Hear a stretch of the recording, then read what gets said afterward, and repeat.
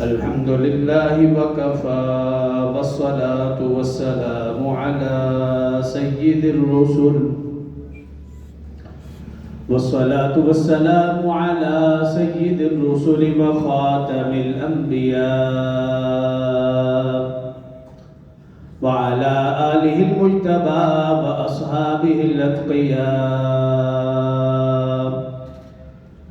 ونشهد أن سيدنا وسندنا وحبيبنا وشفيعنا ومرشدنا ومولانا محمدا عبده ورسوله صلى الله تعالى عليه وعلى آله وأصحابه وأحبابه وأزواجه وذرياته وأهل بيته أجمعين وسلم تسليما كثيرا أما بعد فأعوذ بالله من الشيطان الرجيم بسم الله الرحمن الرحيم محمد رسول الله والذين معه أشداء على الكفار رحماء بينهم تراهم ركعا سجدا يبتغون فضلا من الله ورضوانا سيماهم في وجوههم من أثر السجود ذلك مثلهم في التوراة ومثلهم في الإنجيل قال الله تبارك وتعالى في مقام آخر إنما يريد الله ليذهب عنكم الرجس أهل البيت ويطهركم تطهيرا صدق الله العظيم وصدق رسوله النبي الكريم ونحن على ذلك لمن الشاهدين والشاكرين والحمد لله رب العالمين. تمام احباب ایک مرتبہ بآواز بلند نماز والا درود شریف پڑھ لیں. اللهم صل على محمد وعلى آل محمد كما صليت على إبراهيم وعلى آل إبراهيم إنك حميد مجيد. اللهم بارك على محمد وعلى آل محمد كما باركت على إبراهيم وعلى آل إبراهيم إنك حميد مجيد. رب اشرح لي صدري ويسر لي أمري واحلل عقدة من لساني يفقهوا قولي. رب زدني علما رب زدني علما رب زدنی علما. میرے انتہائی واجب الاحترام برادران اسلام، دوستوں، بزرگوں، بھائیوں، اسلامی مہینوں کے اعتبار سے یہ رجب المرجب کا مہینہ اور ایک روایت کے مطابق 13 رجب المرجب بعثت نبوی سے 10 یا 11 سال قبل خلیفہ چہارم، دماد رسول، شیر خدا، فاتح خیبر حضرت علی المرتضیٰ رضی اللہ عنہ کی ولادت و سعادت ہوئی. آج کے مختصر سے خطبہ میں ان کے فضائل اور چند گزارشات عرض کروں گا.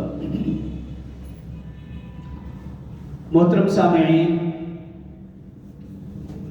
جو آیات مبارکہ آپ کے سامنے تلاوت کی ہے، پہلے اس کا ترجمہ پھر اس کے بعد اپنے موضوع کی طرف آؤں گا. 26واں پارہ سورہ حجرات، اس کی آخری آیت مبارکہ، اللہ رب العزت نے ارشاد فرمایا محمد الرسول اللہ، محمد صلی اللہ علیہ وآلہ وسلم اللہ کے رسول ہیں. والذین معہ، اور وہ لوگ جو ان کے ساتھی ہیں. اشداء علی الکفار، وہ کافروں کے بارے میں انتہائی سخت ہے. رحماء بینہم، اور آپس میں انتہائی رحم دل ہے. تراہم رکعا سجدا، تو ان کو کبھی دیکھے گا رکوع کی حالت میں اور کبھی دیکھے گا سجدے کی حالت میں. یبتغون فضلا من اللہ ورضوانا، وہ اللہ کے فضل اور رضامندی کی جستجو میں لگے رہتے ہیں.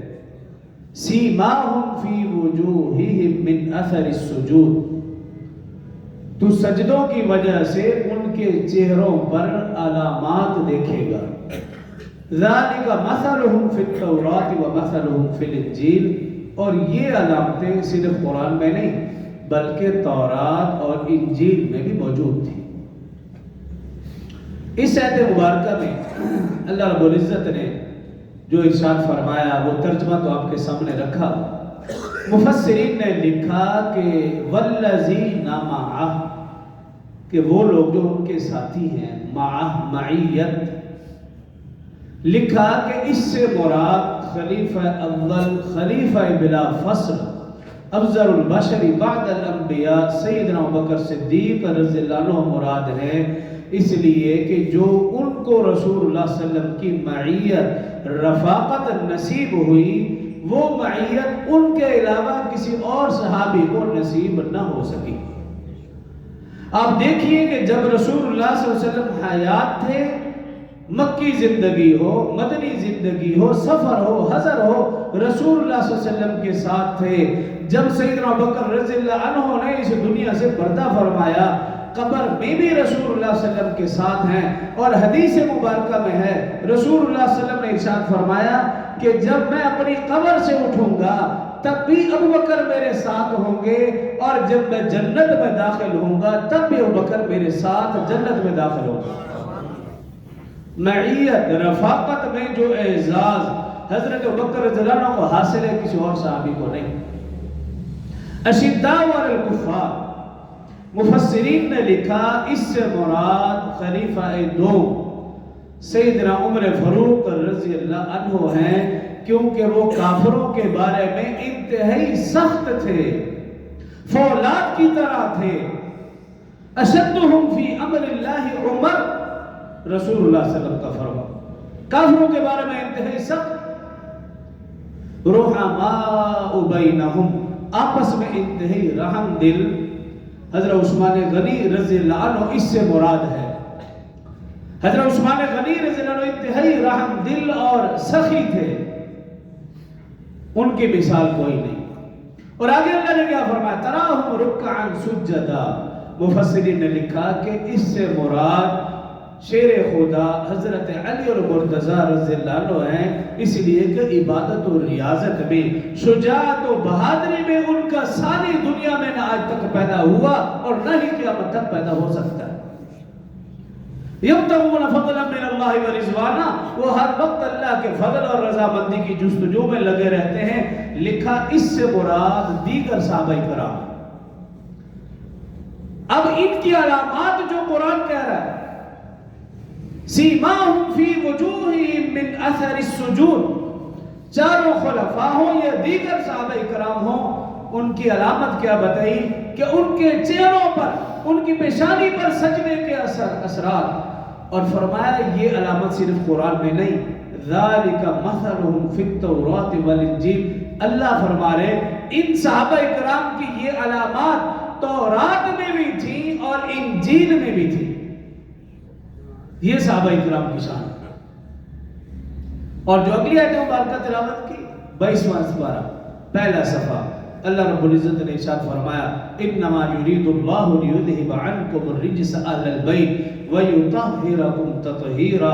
اللہ رب العزت ارشاد فرما رہے ہیں کہ اللہ چاہتے یہ ہیں کہ وہ گندگی کو اہل بیت سے دور کر دیں اور اہل بیت کو ایسے پاک کر دے جیسا کہ پاک کرنے کا حق ہے.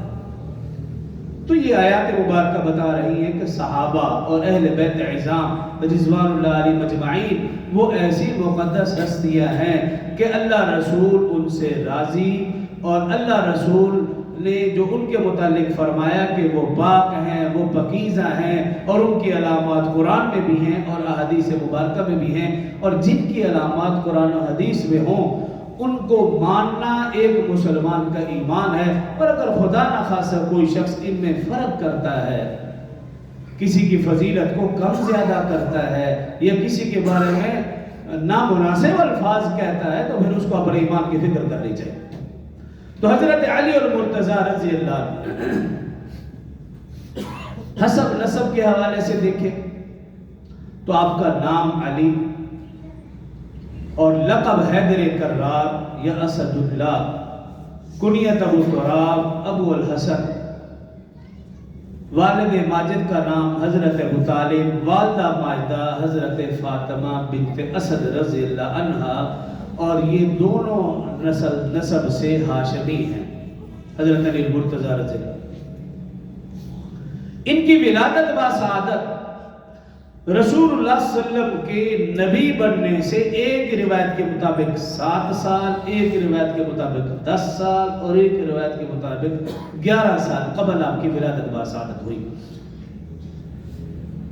اور جب آپ کی ولادت باسعادت ہوئی رسول اللہ صلی اللہ علیہ وسلم کو اطلاع دی گئی۔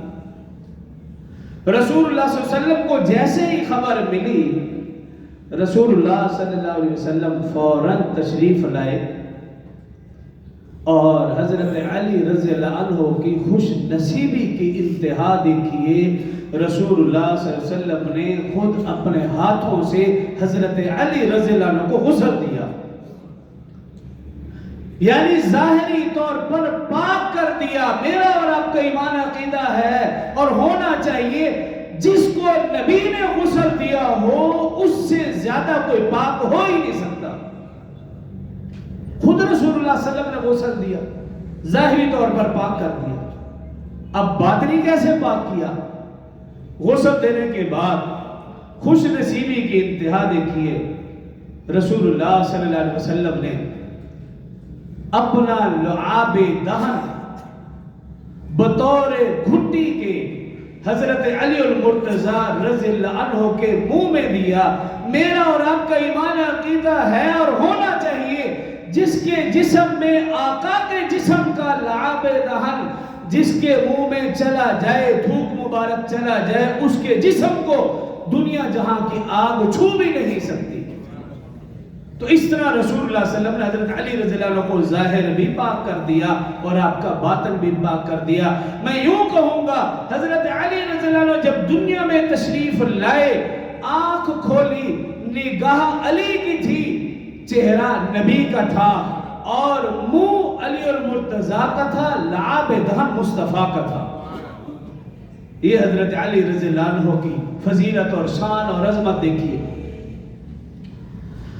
اور جب حضرت علی رضی اللہ عنہ کی عمر مبارک بعض روایت میں ہے 5 سال ہوئی، بعض روایت میں 4 سال، بعض میں 6 سال، رسول اللہ صلی اللہ علیہ وسلم نے انہیں اپنے زیر کفالت لے لیا، اپنے چچا جان سے مانگ لیا کہ آپ یہ مجھے دے دیجئے، میں اس کی پرورش کروں گا، اس کی کفالت کروں گا۔ رسول اللہ صلی اللہ علیہ وسلم کی زیر کفالت آ گئی۔ حضرت علی المرتضیٰ رضی اللہ عنہ کی عمر مبارک 10 یا 11 سال کے لگ بھگ رسول اللہ صلی اللہ علیہ وسلم نے نبوت کا اعلان کیا۔ رسول اللہ صلی اللہ علیہ وسلم نے نبوت کا اعلان کیا، حضرت خدیجہ رضی اللہ عنہ اسلام لا چکی، حضرت ابوبکر صدیق رضی اللہ عنہ اسلام لا چکے۔ روایات میں آتا ہے کہ حضرت علی المرتضیٰ رضی اللہ عنہ بچے اور رسول اللہ صلی اللہ علیہ وسلم کے گھر میں رہنے والے، انہوں نے رسول اللہ صلی اللہ علیہ وسلم اور حضرت خدیجہ رضی اللہ عنہ کو عبادت کرتے ہوئے دیکھا تو پوچھا کہ آپ یہ کیا کر رہے ہیں؟ رسول اللہ صلی اللہ علیہ وسلم نے بتایا کہ ہم اللہ کی عبادت کر رہے ہیں، وہ اللہ وحدہ لا شریک ہے، وہی عبادت کے لائق ہے۔ اللہ نے مجھے نبی بنا کر بھیجا، میں دنیا والوں کے لیے، پوری انسانیت کے لیے رشد و ہدایت کا سامان لے کر آیا ہوں۔ ننھے علی نے جب یہ باتیں سنی اس کے ذہن میں نقش ہو گئیں، اپنے ابا جان کے پاس گئے اور ان سے بات چیت کی، مشورہ کیا۔ ابا جان کی اجازت سے اگلے دن رسول اللہ صلی اللہ علیہ وسلم خدمت میں حاضر ہوئے اور حضرت علی المرتضیٰ رضی اللہ عنہ نے کم عمری میں 7 سال یا 10 سال یا 11 سال کے لگ بھگ عمر تھی، حضرت علی رضی اللہ عنہ نے کلمہ پڑھا اور مسلمان ہو گئے۔ والد ماجد کا نام حضرت ابو طالب، والدہ ماجدہ حضرت فاطمہ بنت اسد رضی اللہ عنہ۔ تھوڑا سا ان کا تذکرہ پھر اپنی بات کی طرف آنا چاہوں گا۔ آپ کے والد ماجد حضرت ابو طالب رسول اللہ صلی اللہ علیہ وسلم کے چچا جان، اور رسول اللہ صلی اللہ علیہ وسلم فرمایا کرتے تھے کہ میرے چچا جان کے مجھ پر بہت زیادہ احسانات ہیں، بہت زیادہ احسانات۔ رسول اللہ صلی اللہ علیہ وآلہ وسلم فرمایا کرتے تھے مجھ پر ابو طالب کی بہت زیادہ احسانات کہ میں پیدا ہوا والد کا سایہ نہیں، عمر 6 سال ہوئی والدہ کا سایہ بھی سر سے اٹھ گیا، عمر 8 سال ہوئی دادا جان بھی داغ مفارقت دے گئے، 8 سال سے لے کر اس کے بعد رسول اللہ صلی اللہ علیہ وسلم چچا جان حضرت ابو طالب کے زیر کفالت رہے، ان کی تعلیم و تربیت میں رہے، اتنا ایسا۔ اور حضرت ابو طالب ایک موقع ایسا آیا، مشرکین مکہ حضرت ابو طالب کے پاس آئے اور کہا اے سردار مکہ آج آپ 2 ٹوک فیصلہ کر دیجئے، یا تو آپ ہمارا ساتھ دیں یا پھر اپنے بھتیجے کا ساتھ دیں۔ رسول اللہ صلی اللہ علیہ وسلم جب تبلیغ کرتے تھے تو ان کے لیے سب سے بڑا سہارا اللہ کے بعد حضرت ابو طالب تھے، تو مشرکین مکہ جمع ہوئے اور آ کر سردار مکہ سے درخواست کی اے سردار مکہ آج آپ 2 ٹوک کو فیصلہ کر دیجئے، یا تو آپ ہمارا ساتھ دیں یا پھر اپنے بھتیجے کا ساتھ دیں۔ رسول اللہ صلی اللہ علیہ وسلم کچھ دیر کے بعد تشریف لائے، چچا جان نے بلایا اور بھتیجے کے سامنے بات رکھی، بات سننے کی دیر تھی۔ رسول اللہ صلی اللہ علیہ وسلم کی آنکھوں کے سامنے آنکھوں سے آنسو آ گئے اور رسول اللہ صلی اللہ علیہ وسلم فرمانے لگے اے چچا جان، والد والدہ دادا جان کے بعد آپ میرے دنیاوی سہارا تھے، آج آپ کی بات سے گفتگو سے مجھے محسوس ہو رہا ہے کہ یہ سہارا بھی ٹوٹنا چاہتا ہے۔ اے چچا جان سن لیجئے، اگر یہ مشرکین مکہ میرے ایک ہاتھ میں سورج رکھ دیں دوسرے میں چاند رکھ دیں پھر بھی میں دعوت و تبلیغ والا کام نہیں چھوڑوں گا۔ جب چچا جان نے بھتیجے کی یہ بات سنی تو پھر چچا جان کہنے لگے اچھا بھتیجے تیرا یہ جذبہ ہے تو پھر سن، تو اپنا کام جاری رکھ، ابو طالب اور ابو طالب کی اولاد کے ہوتے ہوئے کوئی دشمن دین تیری طرف گندی نظر سے بھی نہیں دیکھ سکتا۔ اتنے احسانات حضرت ابو طالب تھے۔ روایت میں آتا ہے کہ حضرت ابو طالب اپنے بیٹے جعفر بن ابی طالب کے ساتھ گزر رہے، نظر پڑی رسول اللہ صلی اللہ علیہ وسلم اور حضرت علی، یہ دونوں ایک وادی میں گھاٹی میں نماز پڑھ رہے، نظر پڑی حضرت ابو طالب نے جب دیکھا رسول اللہ صلی اللہ علیہ وسلم اور اپنے بیٹے علی کو، تو روایات میں آتا ہے کہ اپنے بیٹے جعفر سے کہا اے جعفر جا، مصطفیٰ کا ایک بازو علی ہے دوسرا بازو تو بن جا۔ حضرت ابو طالب ان کا آخری وقت آیا، سیرت ابن حشام کے اندر یہ بات درج ہے جو میں آپ بتانے لگا ہوں، کتاب بھی میرے پاس موجود ہے، حوالہ بھی آپ کو بتا رہا ہوں، کو دیکھنا چاہے گا دکھانے کے لیے بھی تیار ہوں۔ سیرت ابن حشام، حضرت ابو طالب کا آخری وقت آیا، بیمار ہیں، بستر پر لیٹے ہوئے ہیں، رسول اللہ صلی اللہ علیہ وآلہ وسلم تشریف لائے اور اپنے چچا جان سے کہا اے چچا جان آپ میرے کان میں کلمہ پڑھ دیجئے، قیامت والے دن میں اللہ کے سامنے آپ کے ایمان کی گواہی دوں گا۔ حضرت ابو طالب نے نظر دوڑائی، دیکھا سرداران مکہ، قریش مکہ، ابو جہل، ابو سفیان، عتبہ، عتیبہ، شیبہ، خلف، سارے لین میں سرداران بیٹھے ہیں۔ نظر دوڑانے کے بعد کہا اے بھتیجے اگر میں کلمہ پڑھوں تو یہ سرداران مکہ کیا کہیں گے کہ ابو طالب نے موت کے ڈر سے کلمہ پڑھ لیا؟ یہ بات حضرت ابو طالب نے کہی، رسول اللہ صلی اللہ علیہ وسلم روتے ہوئے وہاں سے تشریف لے گئے۔ سیرت ابن حشام کے اندر یہ بات درج ہے۔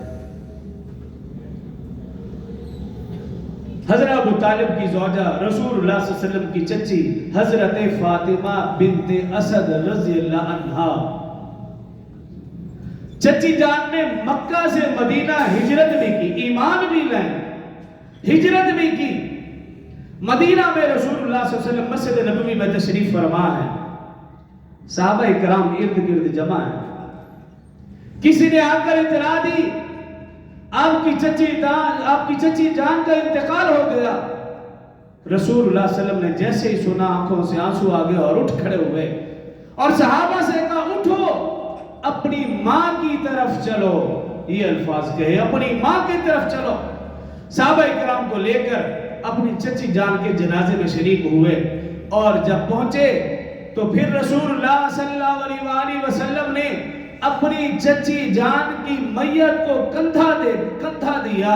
خوش نصیبی کی انتہا دیکھیے، صرف کندھا نہیں، رسول اللہ صلی اللہ علیہ وسلم کندھا دینے کے بعد پیچھے ہٹے، اپنی چادر مبارک اتاری اور صحابہ کرام سے کہا اس چادر کو کفن میں شامل کر دو۔ خوش نصیبی کی انتہا دیکھیے، جب چچی جان کو قبر کے قریب لے جایا گیا رسول اللہ صلی اللہ علیہ وسلم نے فرمایا ابھی ٹھہر جاؤ، میت کو رکھ دیا گیا۔ رسول اللہ صلی اللہ علیہ وسلم قبر میں تشریف فرما ہوئے اور لیٹ گئے۔ آپ کا لیٹنا تھا کہ وہ قبر منور معطر اور روشن ہو گئی۔ صرف یہی نہیں، اپنی چچی جان کو خود قبر میں اتارا اور صحابہ کرام رضوان اللہ علیہ مجمعین نے عرض کیا رسول اللہ صلی اللہ علیہ وسلم اتنا احترام، اتنی توقیر، اتنی عزت، فرمایا ہاں یہ میری حقیقی ماں تو نہیں تھی لیکن مجھے میری ماں کے بعد اس خاتون نے ماں کی کمی محسوس نہ ہونے دی، یہ میری چچی جان تھی۔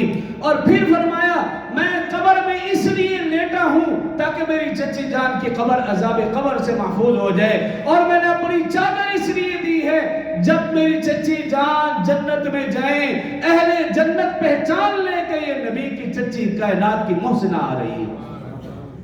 فاطمہ بنت اسد رضی اللہ عنہ رسول اللہ صلی اللہ علیہ وسلم کی چچی جان۔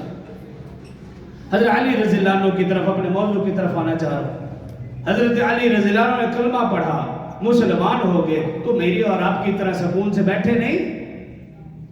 روایات میں آتا ہے کہ جس طرح اونٹنی کا بچہ ماں کے پیچھے پیچھے چلتا ہے، حضرت علی رضی اللہ عنہ ایسے رسول اللہ صلی اللہ علیہ وسلم کے پیچھے چلتے تھے۔ سفر ہو یا حضر ہر وقت ساتھ رہتے تھے، مکی زندگی ہو یا مدنی ہر وقت ساتھ رہتے تھے۔ نبوت کا اعلان کیا رسول اللہ صلی اللہ علیہ وسلم نے، 3 سال کے بعد اعلان تبلیغ کا حکم ہوا، وَأَنذِرْ عَشِيرَتَكَ الْأَقْرَبِينَ۔ اللہ رب العزت نے حکم فرمایا اب اپنے قریبی رشتہ داروں کو اعلان تبلیغ کرو، پہلے خفیہ تبلیغ پھر اعلانیہ تبلیغ۔ رسول اللہ صلی اللہ علیہ وسلم نے حضرت علی رضی اللہ عنہ کو حکم فرمایا بھی جاؤ رشتہ داروں کو جا کر دعوت دو۔ رشتہ داروں کو دعوت دے دی۔ رسول اللہ صلی اللہ علیہ وسلم نے حضرت علی رضی اللہ عنہ سے کھانا بھی تیار کرنے کا حکم دیا۔ بھی دعوت و تبلیغ کا تو کہہ رہے ہو، ان کے لیے کھانا بھی تیار کرو، اکرام مسلم۔ حضرت علی رضی اللہ عنہ کھانا تیار کیا۔ کھانا کیا ہے؟ بکری کی دستی کا تھوڑا سا گوشت ہے، سالن بنایا جو کہ 4 سے 5 آدمیوں کا ہے۔ حضرت علی رضی اللہ عنہ فرماتے ہیں کھانا تیار ہو گیا، رسول اللہ صلی اللہ علیہ وسلم تشریف لائے، بوٹی نکالی، آدھی بوٹی کھائی اور آدھی پھر اس میں ڈال دی۔ تمام حضرات آگے جنہوں نے آنا تھا، کھانا کھلایا گیا۔ فرماتے ہیں 5 آدمیوں کا کھانا تھا، 50 لوگوں نے کھانا کھا لیا، کھانا پھر بھی ویسا کا ویسا ہی تھا۔ یہ رسول اللہ صلی اللہ علیہ وسلم کا معجزہ۔ کھانا کھانے کے بعد رسول اللہ صلی اللہ علیہ وسلم نے خاندان والوں کو جمع کیا، فرمایا اے بنو عبد المطلب، خدا کی قسم میں تمہیں دنیا اور آخرت کی سب سے بہترین نعمت پیش کر رہا ہوں، بتاؤ تم میں سے کون قبول کرے گا؟ بڑے بڑے حضرات بیٹھے ہوئے ہیں، حضرت ابو طالب بھی ہیں، عباس بھی ہیں جو اسلام نہیں لائے، حمزہ بھی ہیں جو ابھی اسلام نہیں لائے تھے، اور دیگر حضرات بھی ہیں۔ خاموش، کوئی بول نہیں رہا۔ ننھا علی پتلی ٹانگوں والا، کمزور جسم والا، آنکھوں سے پانی نکلا، کھڑا ہو گئے، عرض کی یا رسول اللہ صلی اللہ علیہ وسلم میں آپ کا ساتھ دینے کے لیے تیار ہوں۔ آپ نے کہا بیٹھ جاؤ۔ دوسری بار پھر یہ کلمات دہرائے، کوئی بھی نہیں اٹھا۔ تیسری بار پھر کلمات دہرائے، حضرت علی رضی اللہ عنہ کے علاوہ کوئی بھی نہیں اٹھا۔ آپ نے حضرت علی رضی اللہ عنہ کو سینے سے لگایا، کہا علی تو میرا بھائی اور میرا وارث ہے۔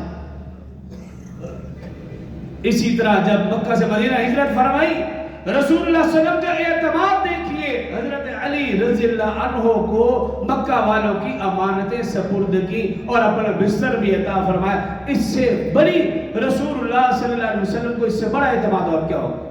اور پھر جب ہجرت کی مختصر کر وقت کم ہے، جب ہجرت کی مدینہ تشریف لے گئے اور بھائی چارہ قائم کیا، کسی کو صدیق دیا، کسی کو فاروق دیا، کسی کو غری دیا، کسی کو طلحہ، کسی کو زبیر، کسی کو عبدالرحمن بن عوف. حضرت علی رضی اللہ عنہ کھڑے ہیں، فرمایا اے علی تو میرا بھائی، میں تیرا بھائی، جہاں مصطفیٰ رہے گا وہی مرتضیٰ رہے گا. حضرت علی المرتضیٰ رضی اللہ عنہ، ان کی زندگی کی بے شمار باتیں ہیں. بدر کا میدان دیکھ لیجئے، 70 مشرکین مارے گئے جن میں سے 35 حضرت علی رضی اللہ عنہ نے واصل جہنم کی. احد میں رسول اللہ صلی اللہ علیہ وسلم کی حفاظت کرتے ہوئے حضرت علی المرتضیٰ رضی اللہ عنہ کے جسم پر 16 زخم آئے. اور خندق کا میدان دیکھ لیے، سب سے بڑا جو جنگجو تھا اس کا خاتمہ کیا. خیبر کا میدان دیکھ لیے، وہ تو مثالی ہے. مسلمان کئی دن تک رسول اللہ صلی اللہ علیہ وسلم بھی تشریف فرما ہے، دیگر صحابہ اکرام بھی تشریف فرما ہے، خیبر کا قلعہ فتح نہیں ہو رہا. اسلامی لشکر پریشان، رسول اللہ صلی اللہ علیہ وسلم صحابہ بھی پریشان. رسول اللہ صلی اللہ علیہ وسلم نے رات کو اعلان فرما دیا، کل صبح میں جس کے ہاتھ میں علم دوں گا اللہ اس کے ہاتھوں اس قلعے کو فتح نصیب فرمائے گا. صحابہ اکرام پوری رات حیران پریشان اور خوش بھی رہے. وہ کون خوش نصیب ہوگا جس کے ہاتھوں میں علم جائے گا اور یہ قلعہ فتح ہوگا. جب صبح ہوئی صفیں بند گئی، صحابہ اکرام رضوان اللہ علیہ مجمعین سمے ترتیب دے چکے. رسول اللہ صلی اللہ علیہ وسلم نے اعلان فرما اینما علی، علی کہاں ہے؟ لوگوں نے دیکھا کہیں نظر نہیں آ رہے. بتایا گیا کہ حضرت علی بیمار ہے، ان کی آنکھوں سے آنسو جاری ہے، وہ خیمے میں، آنکھوں سے پانی جاری ہے، شوب چشم، وہ خیمے میں، وہ بیمار ہے. آپ نے فرمایا بلاؤ. حضرت علی رضی اللہ عنہ آئے. رسول اللہ صلی اللہ علیہ وسلم نے اپنا لعاب دہن علی المرتضیٰ کی آنکھوں پہ لگایا، آنکھیں بالکل ٹھیک ہو گئی. علم حضرت علی رضی اللہ عنہ کے ہاتھ میں دیا. پوری کی پوری تاریخ انسانیت گواہ ہے کہ اللہ رب العزت نے حضرت علی رضی اللہ عنہ کے ہاتھوں اس قلعے کو فتح نصیب. کس کس جنگ کی بات کی جائے؟ بات مختصر، آخری بات کی طرف آنا چاہ رہا ہوں. رسول اللہ صلی اللہ علیہ وسلم کی وفات کے بعد حضرت ابوبکر رضی اللہ عنہ خلیفہ بنے. کتاب السنہ للامام احمد بن حنبل رحمۃ اللہ تعالی علیہ، صفحہ نمبر 196 لکھتے ہیں حضرت ابوبکر رضی اللہ عنہ خلیفہ بنے. حضرت علی المرتضیٰ رضی اللہ عنہ نے ان کی خلافت پر دلی رضامندی کا اظہار فرمایا. کتاب السنہ للامام احمد بن حنبل رحمۃ اللہ، دلی رضامندی کا اظہار فرمایا. اور پھر آگے لکھتے ہیں اور اس رضامندی کا اظہار زبان سے یوں فرمایا. حضرت علی رضی اللہ عنہ، حوالہ بھی دے رہا ہوں، اور یہ حوالہ اور یہ بات ان کی کتابوں میں بھی درج ہے. اس کا اظہار کیسے فرمایا؟ جس شخص کو رسول اللہ صلی اللہ علیہ وسلم نے دین میں ہمارا امام بنایا ہو، نماز میں ہمارا امام بنایا ہو، ہم دنیاوی معاملات میں اس کے علاوہ کسی اور کو کیسے امام بنا لیں؟ یہ جملہ کہا حضرت علی المرتضیٰ رضی اللہ عنہ نے حضرت ابوبکر رضی اللہ عنہ کی خلافت پر. اس لیے آپ کہتے ہیں آپ خلیفہ بلا فصل. صرف ایک ایک بات کرتا چلوں گا. حضرت عمر رضی اللہ عنہ خلیفہ بنے. تمام مستند کتابوں کے اندر درج ہے حضرت عمر اور حضرت علی دونوں کا رشتہ اپنی جگہ. وہ اگر بات چھیڑوں تو لمبی بات ہے کہ حضرت علی رضی اللہ عنہ کی بیٹی ام کلثوم حضرت عمر رضی اللہ عنہ کی بیوی تھی. حضرت علی رضی اللہ عنہ سسر اور حضرت عمر دماد، رشتہ میں اتنا قریبی. لیکن حضرت عمر رضی اللہ عنہ خلیفہ بنے، ان کے مشیر خاص تھے. لکھا ہے جنگوں کے دوران رات کے آخری حصے میں حضرت عمر اور حضرت علی کافی دیر تک تنہا بیٹھ کر دونوں مشورہ کرتے رہتے تھے. اشداء والکفار تو تھے لیکن رحماء بینہم آپس میں رحم دل تھے. حضرت عثمان رضی اللہ عنہ ان کے کے گھر کا باغیوں نے محاصرہ کیا. حضرت علی المرتضیٰ رضی اللہ عنہ نے اپنے دونوں شہزادے الحسن والحسین سیدہ شباب اہل الجنہ، جنتی نوجوانوں کے سردار، دونوں کو، شہزادوں کو، بیٹوں کو حکم دیا جاؤ عثمان غنی کے دروازے پر جا کر پہرا دو، کوئی دور دماد رسول کو نقصان نہ پہنچا. رشتہ داری دیکھی اور ان کے دورے. اور پھر اگلی بار حضرت علی رضی اللہ عنہ کا اپنا دور خلافت آیا. منہاج السنہ جلد نمبر 15 صفحہ نمبر 596 کے اوپر لکھا. کتاب کا حوالہ بھی دے رہا ہوں. اور اس بات کو علامہ ڈاکٹر خالد محمود رحمت اللہ علیہ نے اپنی کتاب خلفاء راشدین وہاں بھی درج کیا. اور ڈاکٹر علامہ خالد محمود رحمت اللہ کیا فرماتے ہیں کہ حضرت علی رضی اللہ عنہ کا زمانہ خلافت تھا. فرماتے ہیں اور ساتھ یہ بھی لکھتے ہیں کہ یہ بات 80 واسطوں سے حدیث کی مستند کتابوں میں یہ بات درج ہے. 80 واسطوں سے انہوں نے لکھا اور حدیث کی مستند کتابوں کے اندر یہ بات درج ہے کہ جب حضرت علی رضی اللہ عنہ کا زمانہ خلافت آیا انہوں نے ایک فرمان جاری کیا اور وہ فرمان گاہے بگاہے ان کے پورے جو دار الخلافہ تھا، جو علاقہ تھا، وہاں وہ فرمان گشت کیا کرتا تھا. اس فرمان کو گشت کراتے، بار بار لوگوں کو سناتے پڑھ کے. وہ فرمان کیا تھا؟ خیر الامت بعد نبیها ابو بکر ثم عمر. خیر الامت بعد نبیها ابو بکر ثم عمر. یہ فرمان لکھ کر حضرت علی کے زمانے میں، ان کے دور خلافت میں، ان کے علاقے میں یہ فرمان لکھ کر اس فرمان کو جگہ جگہ سنایا جاتا، پڑھایا جاتا، جس کا ترجمہ یہ تھا اگر کوئی شخص ابو بکر اور عمر سے مجھے زیادہ افضل کہے گا میں اس کو وہ سزا دوں گا جو مفتری کو، یہ لفظ کتاب میں صرف بول رہا ہوں، جو مفتری کو یعنی جھوٹے کو سزا دی جاتی ہے. یہ حضرت علی رضی اللہ عنہ کا فرمان تھا. خیر الامت بعد نبیها ابو بکر ثم عمر. مصنف ابن ابی شیبہ رحمہ اللہ وہاں پہ لکھا حضرت علی رضی اللہ عنہ اور حضرت عائشہ رضی اللہ عنہ کے دوران جنگ ہوئی. اس کے بعد وہ جنگ تو خیر غلط فہمی کی بنا پر ہوئی. اس کے بعد حضرت علی رضی اللہ عنہ کے ساتھیوں میں سے ایک ساتھی نے حضرت عائشہ رضی اللہ عنہ کے بارے میں نامناسب الفاظ کہنا شروع کیے. حضرت علی المرتضیٰ رضی اللہ عنہ نے اس کے منہ پہ ہاتھ رکھ دیا اور کہا خدا کی قسم حضرت عائشہ رضی اللہ عنہ دنیا اور آخرت میں رسول اللہ صلی اللہ علیہ وسلم کی زوجہ ہے. حضرت علی رضی اللہ عنہ حضرت امیر معاویہ رضی اللہ عنہ کے درمیان غلط فہمی کی بنا پر جنگ ہوئی اور جنگ کے بعد طبقات سعد میں لکھا جنگ کے بعد کسی شخص نے کہا پوچھا اے امیر المومنین جو حضرت امیر معاویہ رضی اللہ عنہ کے ساتھیوں میں سے جو مارے گئے ہیں ان کے بارے میں آپ کا کیا حکم ہے؟ طبقات ابن سعد میں لکھا تو حضرت علی رضی اللہ عنہ کیا فرمایا خدا کی قسم وہ ایمان والے تھے ان میں سے کسی کے ایمان کی نفی نہیں کی جا سکتی. حضرت علی رضی اللہ عنہ کے تو یہ الفاظ ہیں ان کا یہ عقیدہ ہے. اور ہم اپنے ماحول معاشرے میں سوشل میڈیا میں یا اپنے ارد گرد ایسے لوگ جو صحابہ اور اہل بیت میں افراد و تفرید کا شکار ہیں کسی کے ساتھ محبت اور کسی کے ساتھ بغض کا شکار ہیں ہم ان سے تو کچھ اور باتیں سنتے ہیں لیکن جب آپ حقیقت بھری باتیں سنیں گے صرف آپ نہیں حضرت علی رضی اللہ عنہ کی زندگی پڑھیں اور سنیں حقیقت بھری باتیں عالم کفر میں حیران ہو جائے کہ صحابہ اور اہل بیت کے آپس میں کتنی محبت کتنا تعلق اور کتنی رشتہ داریاں تھیں. آج ضرورت اس بات کی ہے کہ ہم صحابہ اور اہل بیت اب 13 رجب آ رہا ہے بعض لوگ پوچھتے ہیں مجھ سے بھی ایک بار پوچھا کیا آپ 13 رجب مناتے ہیں کیا آپ 13 رجب مناتے ہیں اب یہ سوال ہوا میں نے کہا ہم مناتے نہیں ہم حضرت علی اور اس دین کو ہم اپناتے ہیں.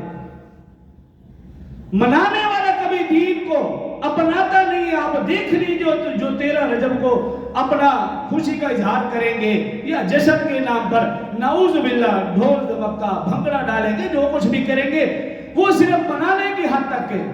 बनाने वाले तो मैं और आप हैं। नबी का दीन, नबी का मिशन ये मनाने के लिए नहीं आया कि हम 12 रबीउल अव्वल को सड़कों पर निकले और जलसा जुलूस करें, नारे लगाएं, खाएं पिएं और चले जाएं। रसूलुल्लाह सल्लल्लाहु अलैहि वसल्लम जश्न मनाने के लिए नहीं है, वो मिशन देकर गए हैं मुझे और आपको। वो मिशन यही है, जो पैगाम ये जो दीन लेकर है, इस दीन को हमने अपने ऊपर भी नाफिज करना, अपने घर वालों के ऊपर भी और पूरी दुनिया के ऊपर फैलाना है। और जो शख्स 13 रजब को वो शख्स जश्न मनाने का हकदार है जिसने हजरत अबू बकर रज़ियल्लाहु अन्हु की विलादत पर जश्न मनाया था, जिसने उमर फारूक रज़ियल्लाहु अन्हु की विलादत पर जश्न मनाया था, जिसने उस्मान गनी की विलादत पर जश्न मनाया था। अगर वो 13 रजब को जश्न मनाया तो हमें खुशी है। क्यों? 4 भाई है, एक भाई की विलादत पे तो खुशी है, बाकियों पे तकलीफ है। तो इसका मतलब क्या है कि ये खुशी वो वाली नहीं है, ये मुनाफिकाना खुशी है। तो इसलिए उसे हक है जिसने इन तीनों की विलादत में खुशी मनाई, वो बेशक मनाए, मुझे भी बुलाए, मैं भी शरीक होऊंगा, केक काटूंगा भी से, खाऊंगा भी से। जिसने उन तीनों का, जिसे मालूम ही नहीं कि उनकी विलादत कब थी, अभी पिछले महीने सैयदना अबू बकर रज़ियल्लाहु अन्हु की वफात गुजरी है, लोगों को मालूम ही नहीं है कि खलीफा अव्वल खलीफा बिला फस्ल की वफात कब थी। तो हमारा तो ये हाल। हाफिज जफर साहब आए कि नहीं, हाथ खड़ा कर लेकर तशरीफ लाए। तो ये हमारी हालत और हमारी कैफियत है। तो अर्ज करने का मकसद ये है कि रजबुल मुरज्जब का महीना है, खलीफा चहारुम का यौम विलादत है। तो हमने करना क्या है? उस दिन हम अपने घर में इन अजीम हस्तियों का तज़किरा करें कि हजरत अली का बचपन, लड़कपन, जवानी, बहादुरी, उनकी शुजाअत, उनका रसूलुल्लाह सल्लल्लाहु अलैहि वसल्लम के साथ दीन पर, ईमान पर इस्तिकामत, इस हवाले से उनको बताएं और वो बातें बताएं जो सही है, मुशरिकाना बातें नहीं, बिदआत रसूमात वाली बातें नहीं, सही बातें बताएंगे तो उनके दिलों में सही मोहब्बत बैठेगी। और अगर सही रहनुमाई नहीं करेंगे तो फिर सही मोहब्बत नहीं बैठेगी। वो मोहब्बत बैठेगी जो शक्ल, अकल, वज़ा, कता, उठना बैठना, चलना फिरना सहाबा इकराम की जिंदगियों से बहुत दूर होगा। जो कहा सुन अल्लाह मुझे और आपको समझने और अमल की तौफीक दे। व आखिर दावाना।